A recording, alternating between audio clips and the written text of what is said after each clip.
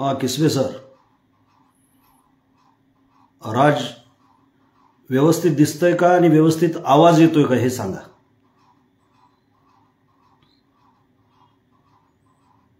हा जय मल्हार।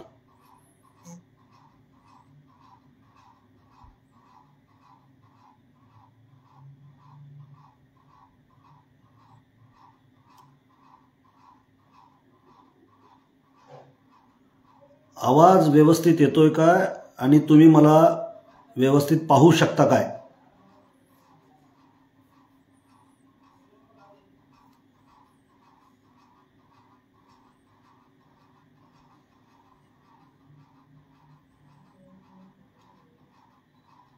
हाँ बालाजीराव एकंबेकर, नागराव लकड़ेजी, शुभम गोरगे, किसवे सर येतोय आवाज? नमस्कार शिवानंद स्वामीजी। हाँ अजय सुरू करू का? नमस्कार। ठरल्याप्रमाणे आपण आज बरोबर 9 वाजता या ठिकाणी संवादासाठी एकत्रित आलो आहोत। आजचा विषय महाराष्ट्रातला एक महत्त्वाचा विषय आहे। आत्ताच जरांगे पाटलांच्या आंदोलनाची समाप्ती झाली।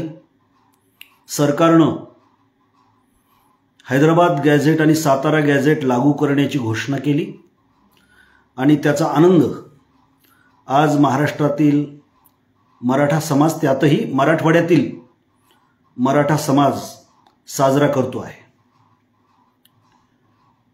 या दरम्यान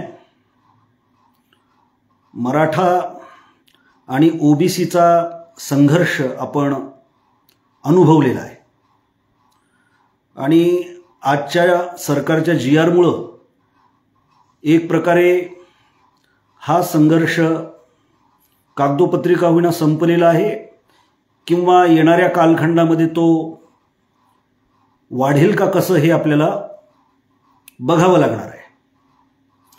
आपला विषय आहे मराठा ओबीसी संघर्ष का व कशामुळे। साधारणपणे 1 तासभर या विषयावरती मी बोलेन। कुठल्याही राजकीय अभिनिवेशातून न बोलता सामाजिक सद्भावामधून आणि वास्तवाच्या भूमीवर उभं राहून या विषयाच्या अनुषंगानं बोलण्याचा माझा प्रयत्न राहणार आहे। बांधवांनो, मागच्या 10-15 वर्षामध्ये महाराष्ट्रातल्या समाज जीवनामध्ये मोठे बदल झालेले आहेत।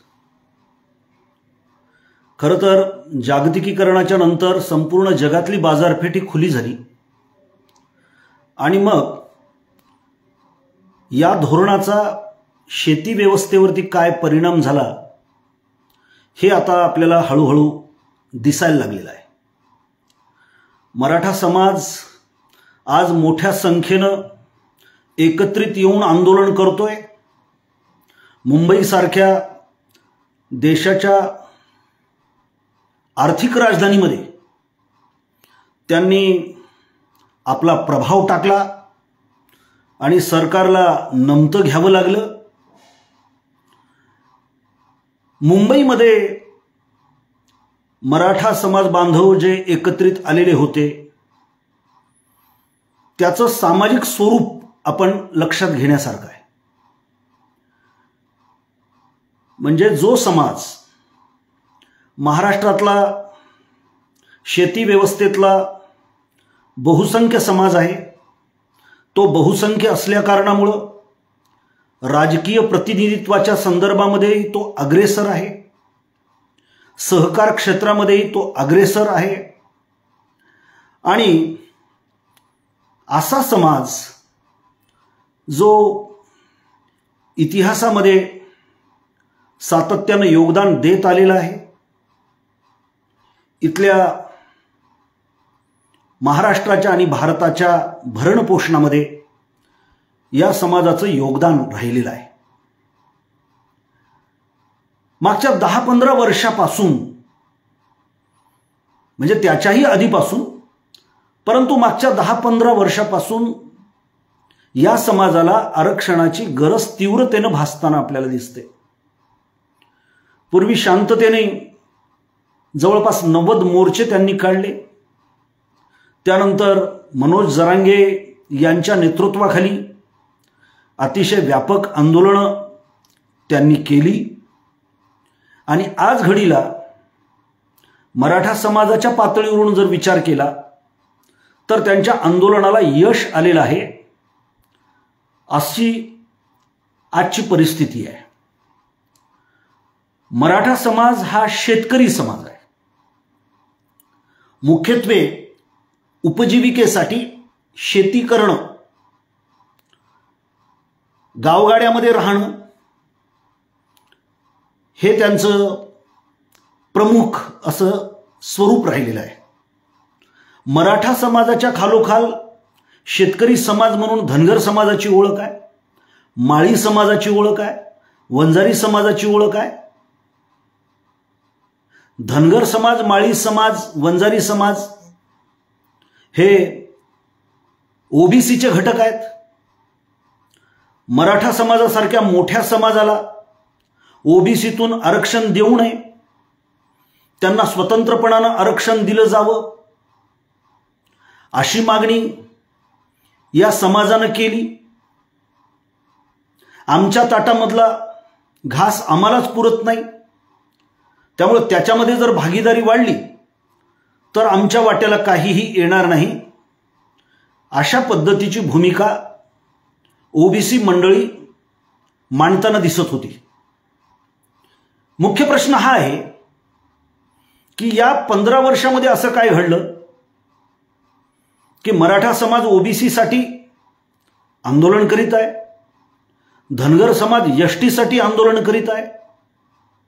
हे दोन प्रमुख शेतकरी समाज आरक्षणाच्या लढाईसाठी रस्त्यावरती उतरलेले आहेत.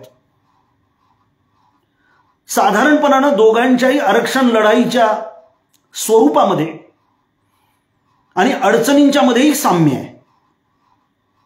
मराठा समाज ओबीसी मध्ये जर आला तर आपल्या हक्काचं आरक्षण जाईल असं ओबीसींना वाटतं. धनगर समाज जर अनुसूचित जमातीच्या आरक्षणामध्ये आला तर आपल्या आरक्षणावरती गंडांतर येईल, आपले हक्क दाबले जातील असं आदिवासी समाजाला वाटतं. आणि त्यामुळे आदिवासी विरुद्ध धनगर, मराठा विरुद्ध ओबीसी अशा पद्धतीचा एक संघर्ष या महाराष्ट्रामध्ये आरक्षणाच्या निमित्तानं उभा राहिलेला आहे. मराठा समाज म्हणतोय की आम्ही कुणबी आहोत आणि आम्हाला सरसकट आरक्षण दिलं गेलं पाहिजे. कुणब्यांच्या नोंदी हैदराबाद गॅझेटमध्ये आहेत, सातारा गॅझेटमध्ये आहेत आणि त्यामुळं सरसकट या शब्दाचा आग्रह मनोज जरांगे पाटलांनी धरलेला होता आणि त्यासाठी ते 5 दिवस उपोषणाला बसलेले होते. त्या आंदोलनाची धग सरकारला देखील लागली. सरकारनं GR काढला. त्या GRच्या संदर्भामध्ये सुद्धा वेगवेगळे मतप्रवाह आहेत. अगदी मराठा समाजामधल्या सुद्धा कायद्याचा अभ्यास करणाऱ्या अनेक लोकांना या GR मध्ये सुद्धा या महायुतीच्या सरकारनं काही मेख मारलेले आहेत असं वाटतं. फडणवीसांनी नागपूरमध्ये नुकतीच एक मीडियाला मुलाखत दिली. त्या मुलाखतीमध्ये फडणवीस जे बोलले, कदाचित मला असं वाटतं की मुख्यमंत्री म्हणून त्यांनी यावर फारसा विचार केलेला नसावा.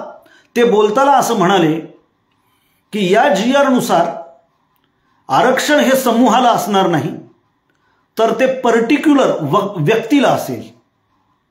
खरं तर हे संविधानाच्या चौकटीमध्ये हे विधान बसणारं आहे का याच्याबद्दलची चर्चा महाराष्ट्रामधले जाणते लोक करीत आहेत.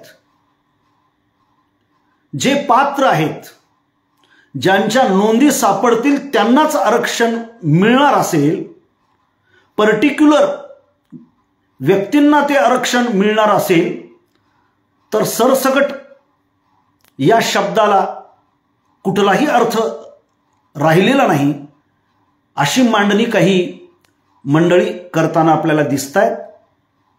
सरकारचं म्हणणं असं आहे, त्यांच्या प्रवक्त्यांनी मीडियावर येऊन सांगितलं की आमचा GR कोर्टामध्ये टिकणार आहे.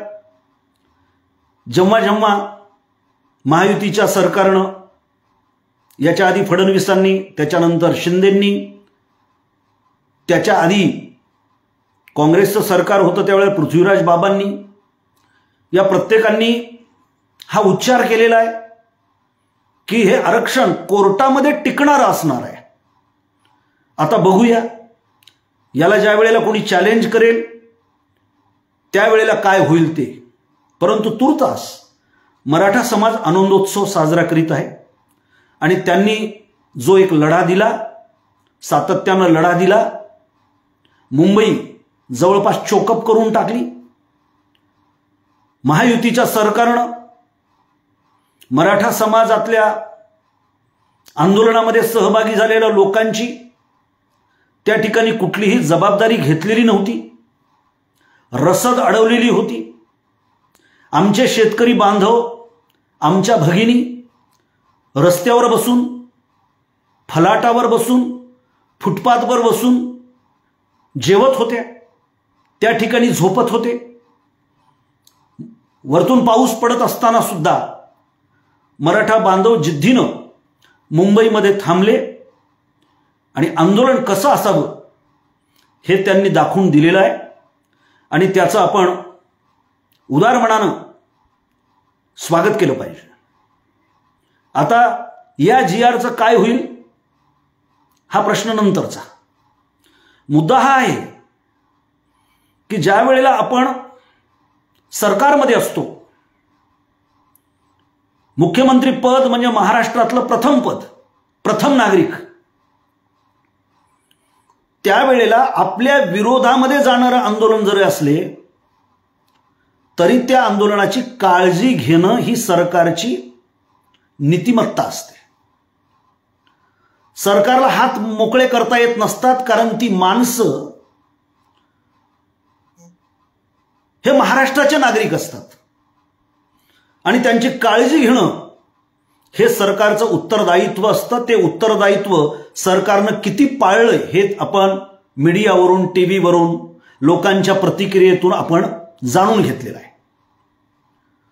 ठीक आहे, लोकांनी जिद्दीनं आंदोलन यशस्वी केलेलं आहे. मुख्य मुद्दा हा आहे की या आंदोलनामध्ये सहभागी झालेला जो मराठा समाज आहे त्याचं स्वरूप काय आहे. कारण ओबीसी मध्ये असं सातत्यानं म्हटलं जातं की मराठा समाजाकडे राजकीय प्रतिनिधित्व मोठ्या प्रमाणात आहे, त्यांच्याकडे कारखाने आहेत, त्यांच्याकडे दूध डेरे आहेत, त्यांच्याकडे शैक्षणिक संस्था आहेत, सहकार क्षेत्रातली मक्तेदारी त्यांच्याकडे आहे. हे सगळे श्रीमंत लोक आहेत असं कुठेतरी ओबीसींनी गृहीत धरलेलं असताना मुंबईमधल्या आंदोलनामध्ये सहभागी झालेल्या मराठा समाजाचं आपण निरीक्षण जर केलं तर हा सगळा समाज अल्पभूधारक शेतकरी, शेतमजूर असा मोठ्या संख्येनं मुंबईमध्ये एकवटलेला आपल्याला दिसतो. केवळ आपण कुठल्या तरी आरक्षणाच्या प्रवर्गामध्ये येतो आणि त्यामुळं मग या प्रवर्गामध्ये कुणीतरी येणार आहे तर त्याचा आपण द्वेष केला पाहिजे इतकं वरवरचं वागून विचार करून आपल्याला चालणार नाही, हे मी अतिशय नम्रपणाने या ठिकाणी नोंदवतो. कारण मराठा समाजाला ज्या टीकेला सामोरं जावं लागलं तीच टीका धनगरांच्या वरती, आदिवासींच्याकडून पण झालेली आहे, हेही आपण समजून घेण्याची गरज आहे. टीका ही होतच राहणार आहे. कोणत्याही प्रवर्गामध्ये सहभागी झालेल्या कुठल्याही समाजाला त्या प्रवर्गामध्ये दुसरं कुणीतरी यावं असं अजिबात वाटत नाही. अगदी आदिवासी समूहाला देखील त्यांच्या पाड्याला पाडा लागून असणाऱ्या गोंडगोवाऱ्यांना सुद्धा मूळ एसटी प्रवर्गामधल्या आदिवासींनी विरोध केला. अशा 7 आदिवासी जातींना देखील, ज्या मूळच्या आदिवासी आहेत त्यांना देखील विरोध झालेला आहे.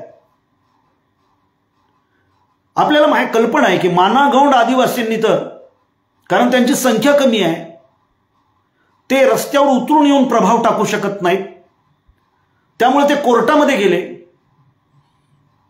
आणि कोर्टामधून त्यांनी आपली लढाई यशस्वी केली. आरक्षणाची लढाई इतकी सोपी नाही जितकी आपण समजतो. कारण ज्या कारणामुळे आपण मराठा समाजाला टार्गेट करतो त्याच कारणांनी आदिवासींच्या संदर्भामध्ये धनगरांना टार्गेट केलं जातं. हेही आपण लक्षात घेण्याची गरज आहे. मुख्य मुद्दा हा आहे की संघर्ष असे सामाजिक पातळीवरती जन्माला येणारच आहेत आणि ते वाढत जाणार आहेत. पण या संघर्षाची मूळ भूमी शोधण्याचा प्रयत्न शेतकऱ्याच्या लेकरांनी केला पाहिजे. मी जातीचा उल्लेख करत नाही, शेतकऱ्याच्या लेकरांनी केला पाहिजे. असं काय झालं की जो मराठा समाज आरक्षणाच्या कक्षेमध्ये एक काळ येऊ इच्छित नव्हता, जो धनगर समाज एसटी आरक्षणाच्या संघर्षामध्ये अनुकूल नव्हता, हे 2 मोठे शेतकरी समाज आपापल्या आरक्षणाच्या लढाईसाठी रस्त्यावरती का उतरले हे आपल्याला पूर्वग्रह बाजूला टाकून समजून घेण्याची गरज आहे. ते काही फार गणितीय परिभाषेत आपल्याला समजून घ्यायचं नाहीये. दोन्हीही समाज हे शेतकरी समाज आहेत आणि शेतीची व्यवस्था सध्या उद्ध्वस्त झालेली आहे. जो शेतीमध्ये अडकला त्याच्या जीवनामध्ये अंधार आहे. अशा पद्धतीच्या भूमिका गावगाड्यामध्ये आता स्थिरावलेल्या आहेत.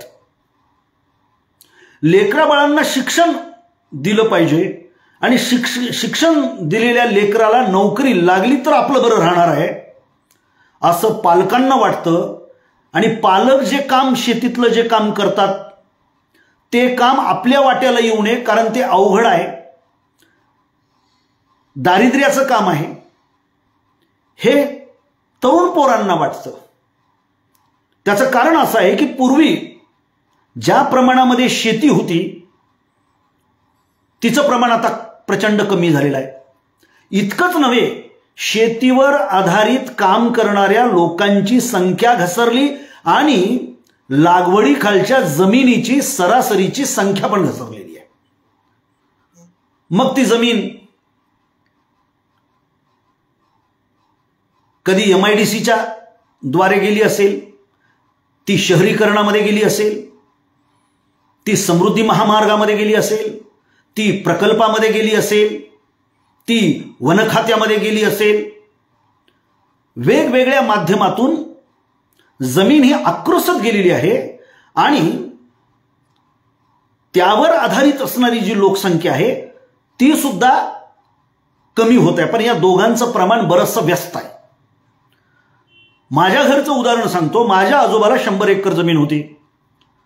आज माझ्या वाट्याला 5-6 एकर जमीन येते.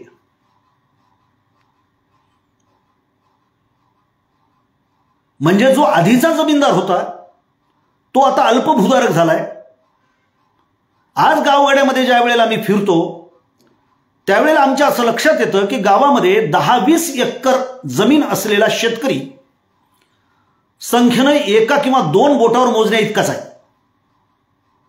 5 एकराच्या आतमधला, 2 एकराच्या आतमधला शेतकरी बहुसंख्य आहे. तो एकाच वेळेला शेतकरी पण आहे आणि दुसऱ्या बाजूला पोट भरावं म्हणून शेतमजुरी करतो, कुणाची तरी शेतं बटाईनं करतो. म्हणून गावगाड्यामध्ये आपला काही टिकाव लागणार नाही. शेती आपल्याला काही समाधान देणार नाही आणि माणूस म्हणून आपल्याला व्यवस्थितपणाने जगता येणार नाही,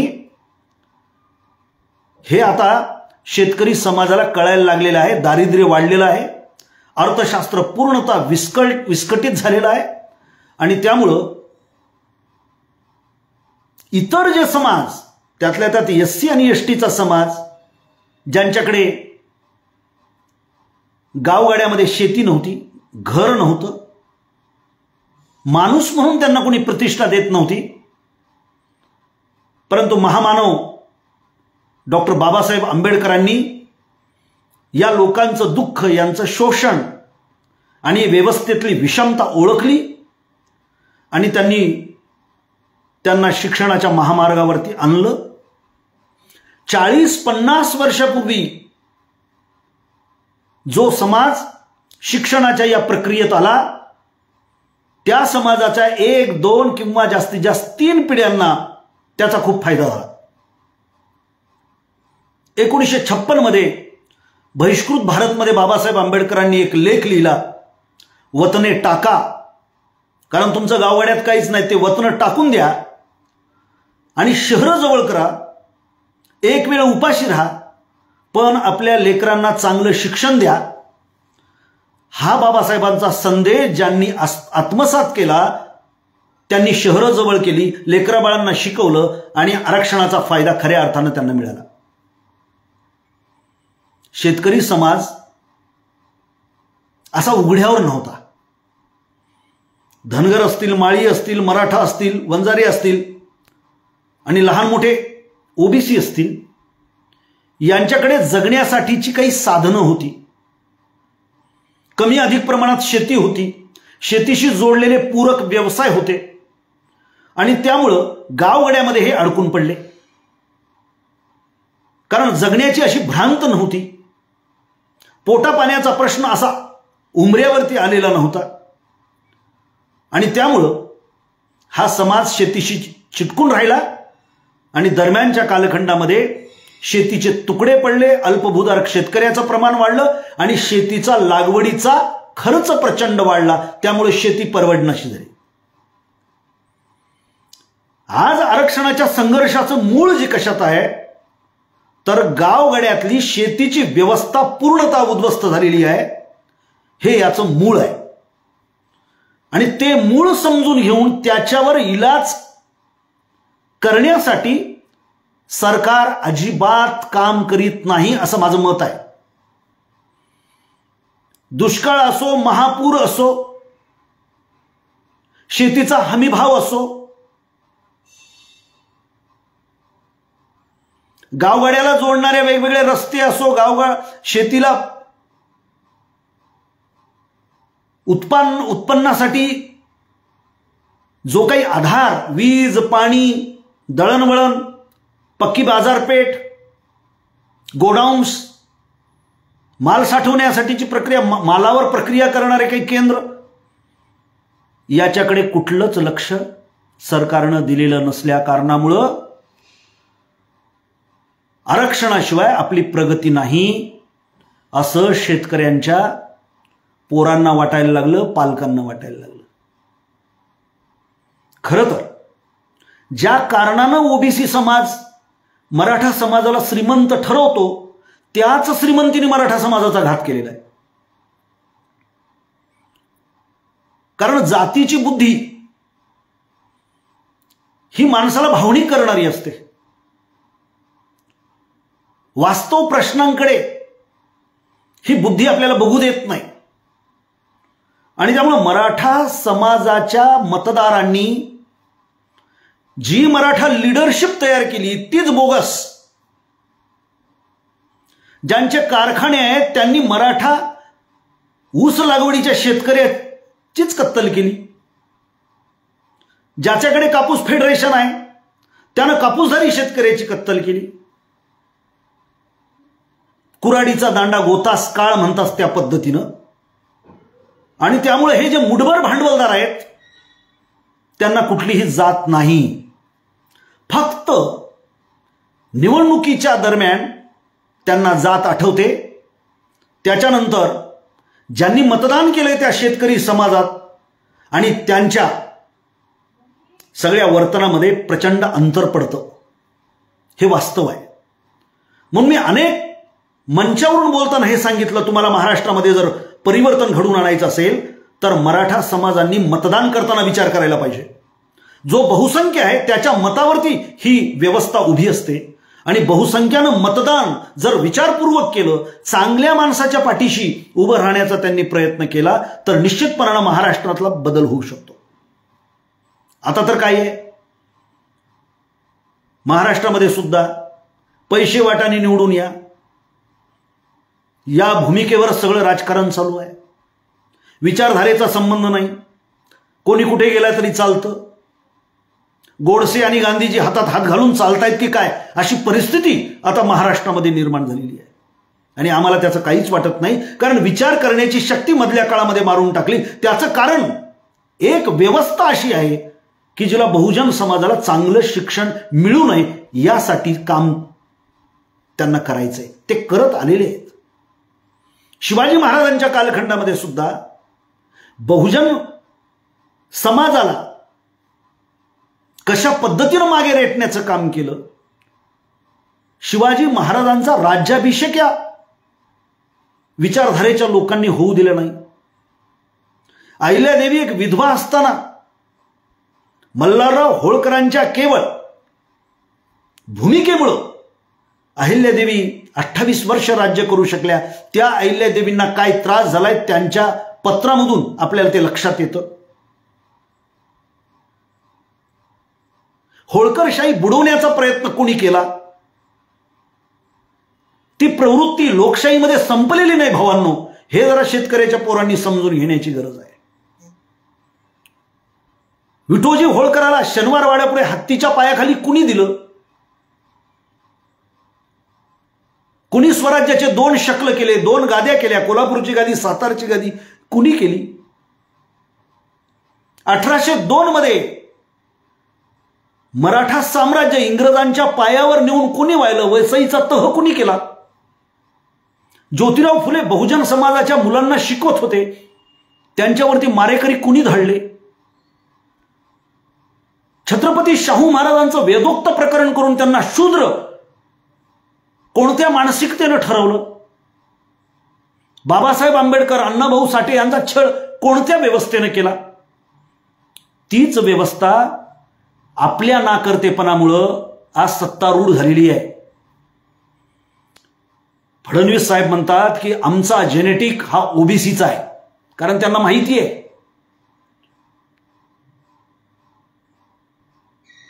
कारण या देशातला अल्पसंख्य समाज त्यांना मतदान करणार नाही, बौद्ध समाज त्यांना मतदान करणार नाही. मराठा समाज प्रचंड दुखावलेला गेलेला आहे. ज्या वेळेला अंतरवाली सराटीमध्ये लाठीचार्ज केला गेला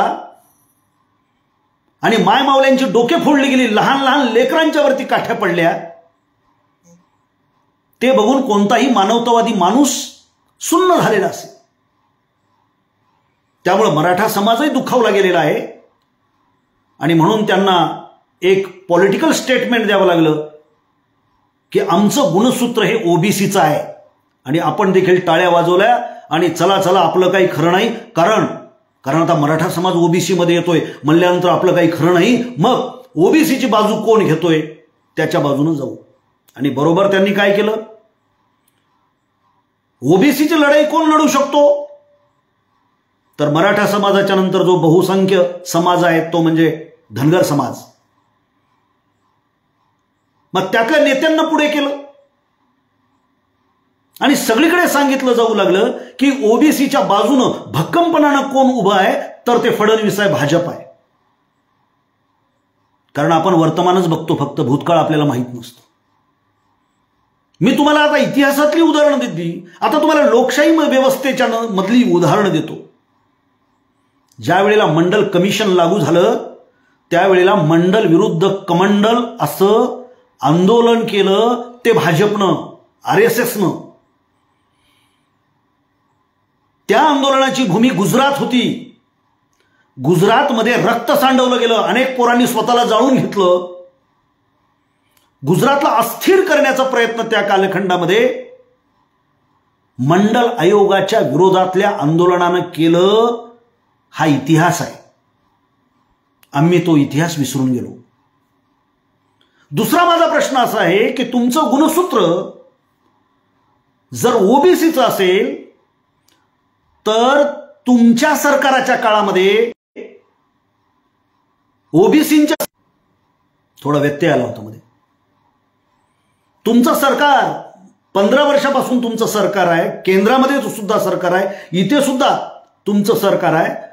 मग ओबीसीची बजेटमधली तरतूद सांगा. आलं त्या समाजाची महामंडळं तुम्ही निवडणुकीच्या तोंडावरती केली, त्या महामंडळाला तुम्ही आर्थिक तरतूद काय केली? महामंडळाचे कार्यालय कुठे आहेत? ओबीसीच्या मुलांच्या शिष्यवृत्तीसाठी, फेलोशिपसाठी तुम्ही काय केलं रे? आहे ती स्कॉलरशिप, आहे ती फेलोशिप काढून घेतली गेली. आज एकही ओबीसीचं वसतिगृह आपल्याला का कुठेच दिसत नाही, एकाही जिल्ह्यामध्ये दिसत नाही. तुम्हाला जर ओबीसीचा इतकाच कळवळ असेल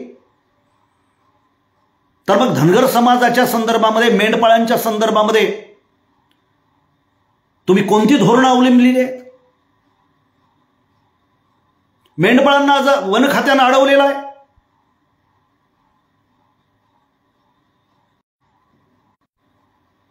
माफ करा, थोडा व्यत्यय येतो.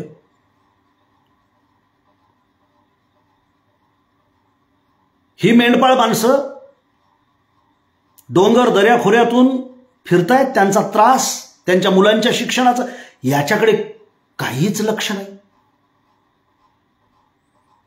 तुमचा डीएनए ओबीसीचा आहे म्हणजे काय असा प्रश्न ओबीसीची मुलं विचारतायत आणि त्याचं उत्तर फडणवीस सरकारनं देण्याची गरज आहे बांधवांनो. दुसरा महत्वाचा मुद्दा, आज मला बऱ्याच लोकांचे फोन आले, मागच्या 4 दिवसापासून येत आहेत. मी पूरग्रस्त भागामध्ये होतो, माझ्या जिल्ह्यावर संकट आलेलं आहे, शेतकरी उद्ध्वस्त झालेला आहे, त्या भागामध्ये मी होतो. या संदर्भातली भूमिका काय आहे सर? कारण ओबीसी मध्ये जर मराठा समाज आला तर स्थानिक स्वराज्य संस्थेमध्ये आपल्याला प्रतिनिधित्वच मिळणार नाही. माझा एक आपल्याला प्रश्न आहे. स्थानिक स्वराज्य संस्थेत आता माझ्या नांदेडपुरतं जर बोलायचं झालं तर जवळपास सगळ्याच जिल्हा परिषदेच्या सर्कलमध्ये ओबीसीच्या जागेवरती मराठा समाजातल्या लोकांनी निवडणुका लढवलेल्या आहेत. बरं, त्यांनी नाही लढवले असं आपण गृहीत धरू, तरी ओबीसी मधला कोणता उमेदवार असतो? सर्वसामान्यासाठी काम करणारा एखादा कार्यकर्ता त्या ठिकाणी उभा राहू शकतो का? ओबीसी मधला सुद्धा श्रीमंत वर्ग, जसा आपण म्हणतो की मराठा समाजाला प्रतिनिधित्व मिळालंय, ते प्रतिनिधित्व हे श्रीमंतांचं प्रतिनिधित्व आहे. ते गोरगरीब मराठा अल्पभूधारक शेतकऱ्याचं प्रतिनिधित्व नाही, हे जर आपण समजून घेण्याची गरज आहे. आणि त्यामुळं जसा मराठा त्यांचा प्रतिनिधी त्यांच्या समाजाचा उपयोगाचा नसतो, तसाच ओबीसीतून आलेला श्रीमंताचा तुमचा प्रतिनिधी देखील तो तुमच्या उपयोगाचा असणार नाही. त्याचं कारण असं आहे की ज्याच्याकडे पैसे उधळण्याची शक्ती असते तोच निवडून येऊ शकतो, यावर आता आपल्या मतदारांचा पण विश्वास बसलेला आहे.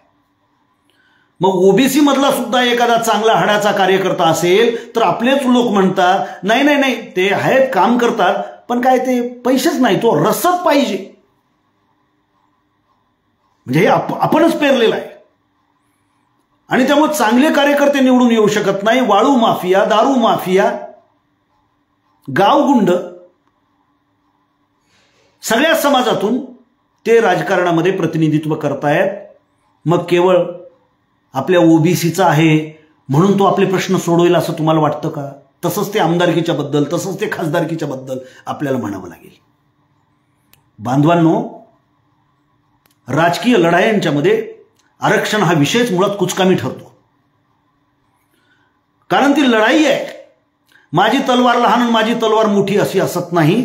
जर ओबीसी प्रवर्गासाठी तो गण किंवा तो सर्कल जर सुटलेला असेल तर त्याचा अर्थच हा असा आहे की त्या गणामध्ये, त्या सर्कलमध्ये ओबीसींची संख्या जास्त आहे. जर मराठा समाजाची संख्या नसेल तर मग एखादा मराठा उमेदवार ओबीसीचं आरक्षण ज्याला मिळालेला आहे तो घेऊन तिथे जर उभे राहिला तरी त्याचा मतदार हा ओबीसी आहे. आणि तो ओबीसी मतदार जर त्याला निवडून देणार असेल आपला प्रतिनिधी म्हणून, कारण त्याच्याकडे श्रीमंती आहे, तो पैसे खर्च करू शकतो, आणि त्याच्या विरोधातला सुद्धा ओबीसीचा तोही श्रीमंत आहे, तोही पैसे खर्च करू शकतो, तर आपल्या बोलण्याला काहीच अर्थ नाही ना. समजून घेताना मुद्दा. दुसरा मुद्दा शिक्षणाच्या संदर्भातला. आज तुम्ही IIT इंजिनिअरिंग बघा, एम्स मेडिकल बघा, मेडिकलच्या इंजिनिअरिंगच्या सगळ्या गव्हर्नमेंटच्या जागा बघा. ओबीसी आणि ओपन याच्यामध्ये किती अंतर आहे? तुमच्या असं लक्षात येईल की ते अंतर फारसं नाही आहे. ओबीसी मधला जो गुणवत्ताधारक आहे तो ओपन मध्ये कन्वर्ट होतो. आता आपल्याकडे जर असं कुणाला वाटत असेल की आमच्या लेकराला 150 मार्क मेडिकलसाठी पडलेले आहेत नीटसाठी आणि त्याला गव्हर्नमेंट कॉलेज मिळेल, तर हे चुकीचं आहे. किमान गुणवत्ता तुम्हाला मिळवावी लागेल. आणि बांधवांना या ठिकाणी हाच प्रश्न उपस्थित होतो, ही किमान पातळीवरची गुणवत्ता सर्वसामान्य मेंढपाळाचा पोरगा मिळू शकतो का? उद्या एसटीचं जरी आरक्षण मिळालं तरी ते आरक्षण 2 पिढ्या आधी ज्यांनी एनटीचं आरक्षण उपभोगलेलं आहे त्यांच्याच घरातल्या मुलांना ते फायदेशीर ठरणार आहे. आज देखील मुंबईमध्ये हजारोच्या संख्येनं जमलेला जो काही अल्पभूधारक शेतकऱ्याच्या कुटुंबातली पोरं होती त्यांच्या वाट्याला ओबीसीचं आरक्षण किती येईल हा माझ्या पुढचा प्रश्न आहे. कारण कर्मचारी वर्ग, सुशिक्षित वर्ग, मध्यमवर्गीय वर्ग, शहरात राहणारा माणूसच ते आरक्षण पळवणार आहे, ज्यांनी या लढाया लढलेल्या नाहीत. हे वास्तव आहे. तुम्हाला जरी वाईट वाटलं तरी, हे कटू असलं तरी हे वास्तव आहे. त्यामुळं आरक्षणाच्या संघर्षामधले हे कंगोरे हे आपल्याला समजून घ्यावे लागणार आहेत. तिसरा महत्वाचा मुद्दा या संदर्भामध्ये मला मांडायचा आणि तो अतिशय महत्वाचा आहे. आज मराठा ओबीसी मध्ये येत आहेत म्हणून आपण संघर्ष केला पाहिजे असं ज्यांना ज्यांना वाटतं त्यांनी हा विचार केला पाहिजे की आत्तापर्यंत मराठे या ओबीसीच्या प्रवर्गामध्ये नव्हते, त्यावेळेला ओबीसीचं काय होत होतं? बेरोजगारीचं ओबीसी मधलं प्रमाण काय आहे? ओबीसी मध्ये असणाऱ्या शेतकऱ्याच्या आत्महत्येचं प्रमाण काय आहे? ओबीसी मध्ये असणाऱ्या विस्थापितांच्या संख्येचं प्रमाण काय आहे? ओबीसीला किती नोकऱ्यांचं प्रमाण मिळतंय? ओबीसी प्रमोशन मध्ये किती आहेत? आपल्याकडे नागपूरला अनिल कुमार ढोले नावाचे एक धनगर समाजाचे कार्यकर्ते आहेत. मी मुद्दाम त्यांचं नाव घेतो. त्यांच्याकडून ही आकडेवारी तुम्ही घ्या. ओबीसीचा डीएनए तुमच्याकडे आहे तर मग ओबीसींच्या नोकऱ्या कुठे गेल्या?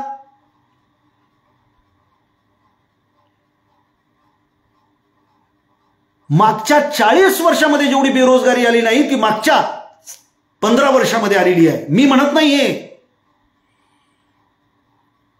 हे नॅशनल सॅम्पल सर्वेचे रिपोर्ट आहेत. आपल्या बेरोजगारीच्या संदर्भामध्ये आंतरराष्ट्रीय मीडिया बोलायला लागलेला आहे. म्हणजे इथं नोकऱ्याच नाहीत, प्रायव्हेटायझेशन प्रचंड वाढलेलं आहे. जिल्हा परिषदेच्या शाळा बंद आहेत, 14,000 शाळा बंद आहेत. आज महाराष्ट्रावर 6 लाख कोटी रुपयाचं कर्ज आहे.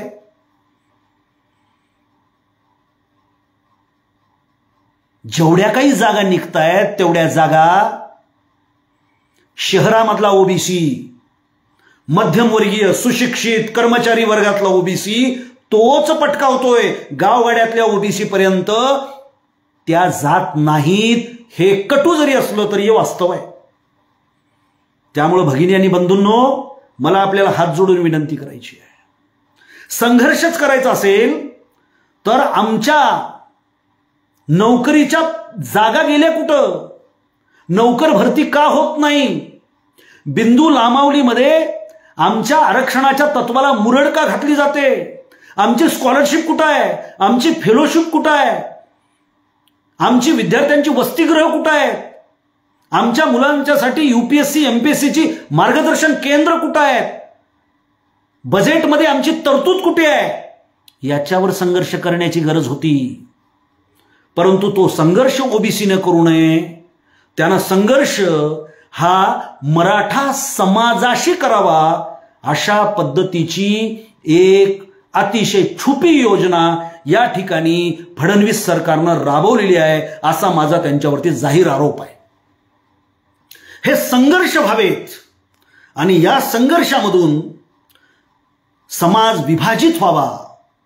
कारण भाजप संघाची ही राजनीती आहे. विभाजित समाज झाल्याशिवाय यांची पोळी भाजली जाऊ शकत नाही. मग हिंदू मुसलमानाच्या नावानं असो, ओबीसी मराठ्यांच्या नावानं असो, धनगर आदिवासींच्या नावानं असो, माणसं विभाजित झाल्याशिवाय, पक्ष विभाजित झाल्याशिवाय, जिल्ह्यामधलं राजकारण सुद्धा विभाजित झाल्याशिवाय, पोलरायझेशन हा आधार आहे यांच्या राजनीतीचा, हे आपण समजून घेणार आहोत का नाही, हा फार महत्वाचा मुद्दा आहे. आणि म्हणून बांधवांनो, एक मी अतिशय गांभीर्याने या ठिकाणी या संघर्षामध्ये ओबीसीच्या बाजूनं लढणारे जे कोणी होते त्यातले काही साधे भोळे माणसं पण असतील, पण त्या संघर्षामध्ये मोठ्या प्रमाणावरती भाजपशी, संघाशी, हिंदुत्ववादी संघटनेशी जोडलेले ओबीसीतले लोक ते, असा माझा आरोप आहे. म्हणजे आपल्या संघटनेसाठी, आपल्या पक्षासाठी हे कसं पथ्यावर पडेल याचा प्रयत्न होता.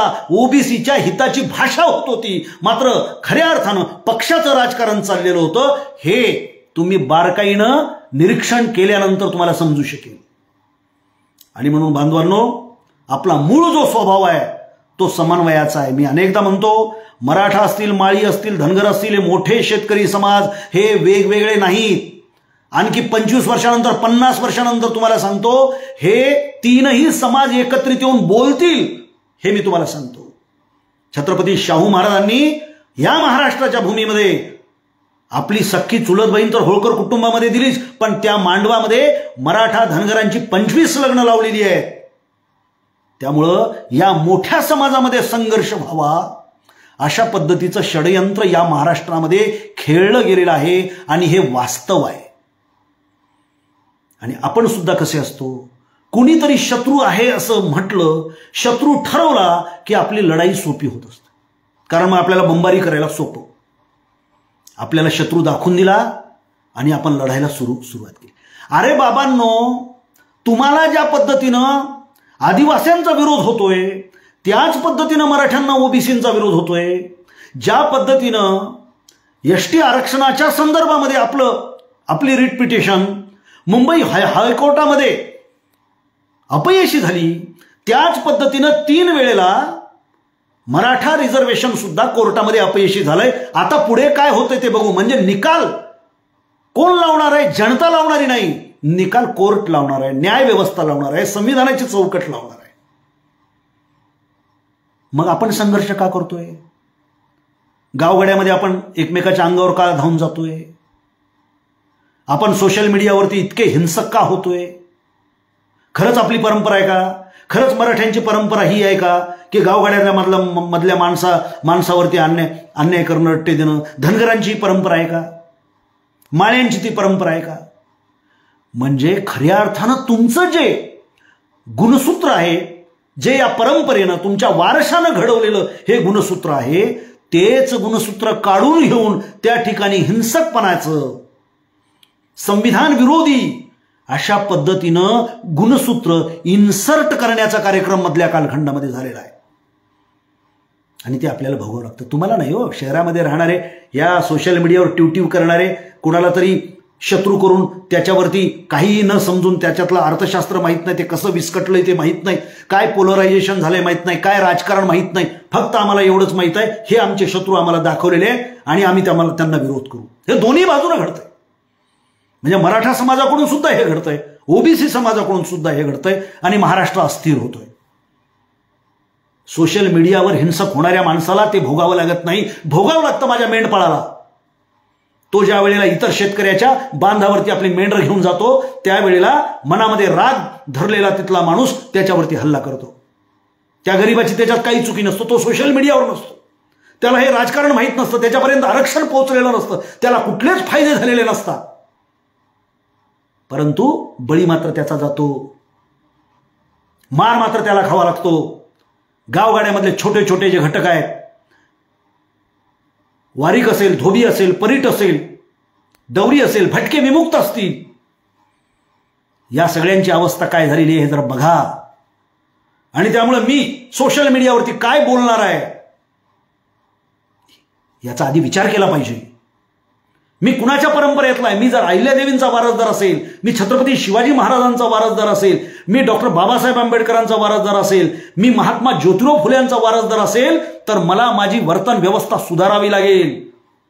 आम्ही आमचे वारसेच विसरून गेलो, आम्ही आमची बुद्धी गहाण टाकली, विचार करण्याची शक्ती संपून टाकली आम्ही. आणि त्यामुळं आम्हाला विभाजित करणं, या व्यवस्थेला, जी व्यवस्था शिवाजी महाराजांची झाली नाही, जी व्यवस्था अहिल्यादेवींची झाली नाही, जी व्यवस्था यशवंतराव महाराजांची झाली नाही, जी व्यवस्था शाहूराजांची झाली नाही, जी व्यवस्था ज्योतिराव फुल्यांची, बाबासाहेब आंबेडकरांची, अण्णाभाऊ साठेंची झाली नाही, जी व्यवस्था महान बसवेश्वरांची झाली नाही, सगळं लिंगायत तत्वज्ञान विस्कटून टाकण्याचं काम ज्या व्यवस्थेनं केलं, सगळं शरण आंदोलन रक्तरंजित करण्याचं काम ज्या व्यवस्थेनं केलं, त्याच व्यवस्थेचे बटीक झालोत आपण.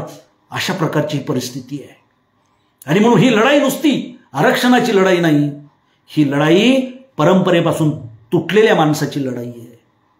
ही लढाई जातींची लढाई आपण करून बसलो, पण खरी लढाई ही शेतकऱ्याची लढाई आहे, ती वर्गाची लढाई आहे, ती जातीची लढाई नाही. हे जरा आपण समजून घेण्याची गरज आहे बांधवांनो.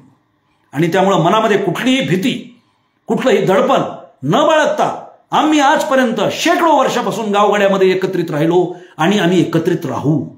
मराठा समाजाला वाटतं की बुवा आम्ही गावगाड्याचे मालक आहोत, है ना. धनगरांनाही वाटतं. माजुरीपणा कुठे नाही.